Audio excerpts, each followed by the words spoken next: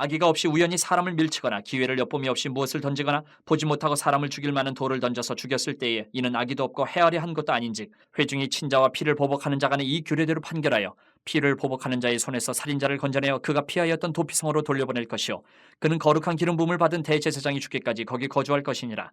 그러나 살인자가 어느 때든지 그 피하였던 도피성 지경 밖에 나가면 피를 보복하는 자가 도피성 지경 밖에서 그 살인자를 만나 죽일지라도 피 흘린 죄가 없나니 이는 살인자가 대제사장이 죽기까지 그 도피성에 머물러야 할 것임이라. 대제사장이 죽은 후에는 그 살인자가 자기 소유의 땅으로 돌아갈 수 있느니라. 이는 너희의 대대로 거주하는 곳에서 판결하는 규례라. 사람을 죽인 모든 자 곧 살인한 자는 증인들의 말을 따라서 죽일 것이나 한 증인의 증거만 따라서 죽이지 말 것이요 고의로 살인죄를 범한 살인자는 생명의 속전을 받지 말고 반드시 죽일 것이며 또 도피성에 피한 자는 대제사장이 죽기 전에는 속전을 받고 그의 땅으로 돌아가 거주하게 하지 말 것이니라. 너희는 너희가 거주하는 땅을 더럽히지 말라. 피는 땅을 더럽히나니 피 흘림을 받은 땅은 그 피를 흘리게 한 자의 피가 아니면 속함을 받을 수 없느니라. 너희는 너희가 거주하는 땅 곧 내가 거주하는 땅을 더럽히지 말라. 나 여호와는 이스라엘 자손 중에 있음이니라.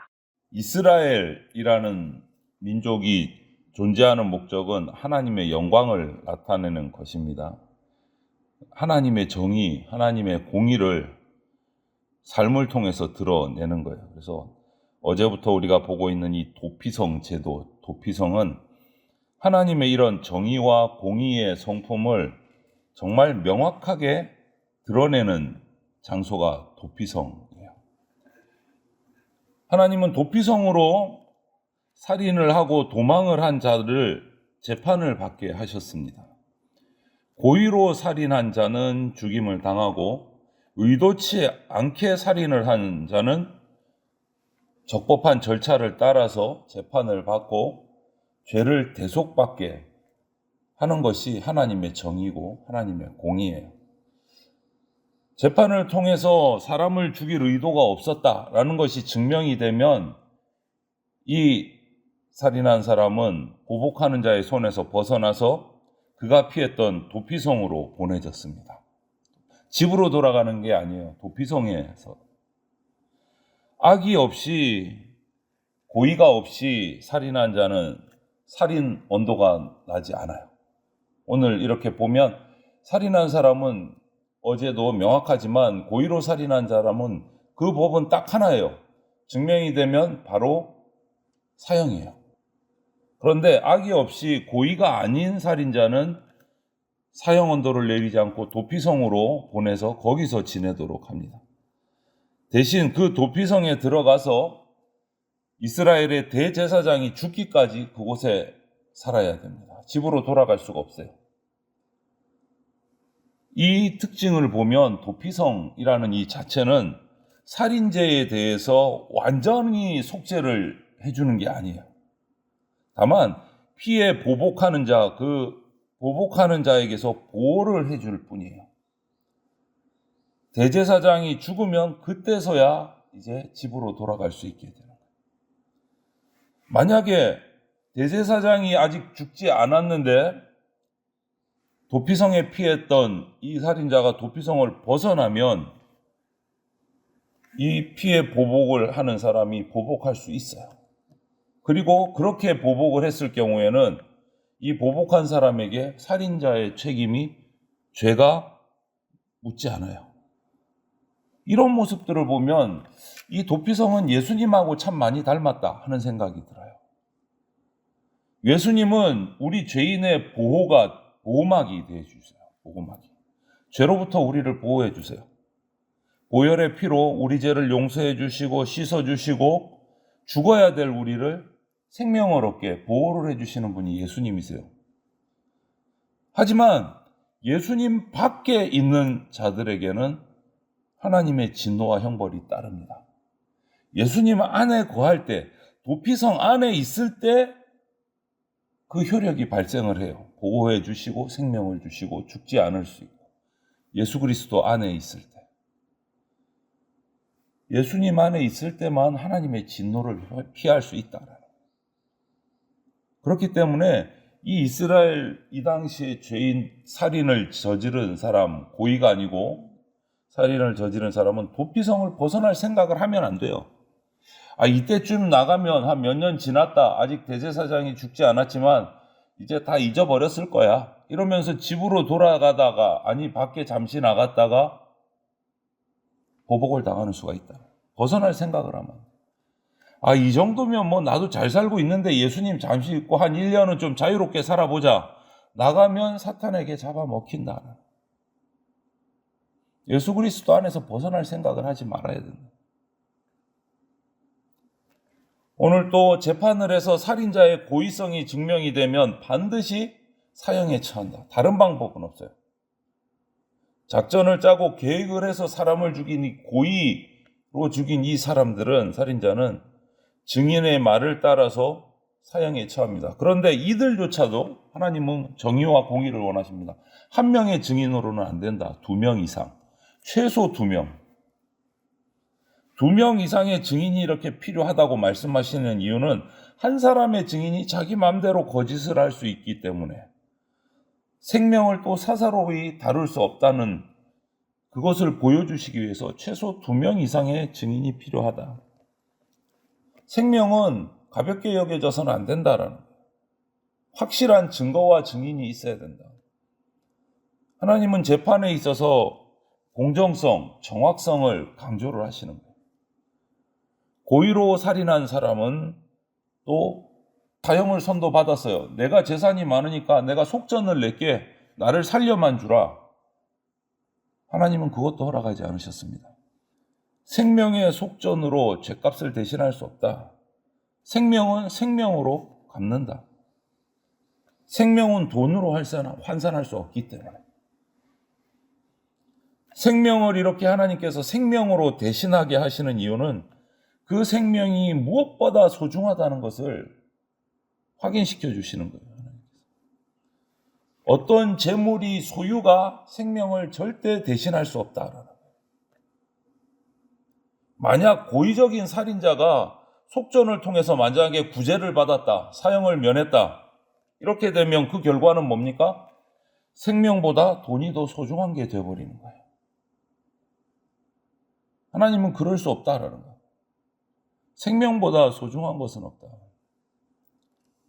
그래서 하나님께서 고의로 살인한 자를 사형에 처하시는 이유는 살인자에 대한 분노, 살인자에 대한 복수, 원한, 이것에 대한 어떤 표현, 보상이라기보다는 살인죄가 얼마나 심각한지, 그리고 생명이 얼마나 소중한지를 알려주시는 제도예요. 생명은 그 무엇으로도 보상할 수 없다는 거예요. 또 고의적인 살인이 아니더라도 그렇게 해서 도피성에 피한 사람은 대제사장이 죽기 전까지는 속전을 내고 고향으로 돌아가는 법, 그것도 없다.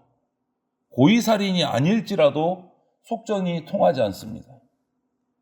도피성에서 대제사장이, 예루살렘 성전에 있는 대제사장이 죽기까지 도피성에서 살아야 돼요. 집으로 돌아갈 수 없어요. 일상으로 복귀는 대제사장이 죽은 후에만 가능했습니다.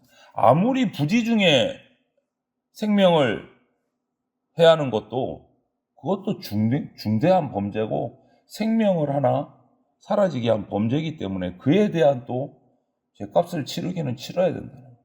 그래서 사형은 아니지만 도피성에서 대제사장이 죽기 전까지 그곳에 머물러야 된다.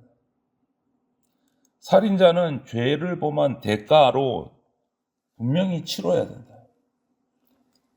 이 가나안 땅은 하나님이 이스라엘에게만 허락하신 땅입니다. 하나님은 이스라엘 자손 중에 거하세요. 그래서 오늘 33절도 34절도 계속 반복해서 말씀하시는 것이 너희가 거주하는 땅을 더럽히지 말라.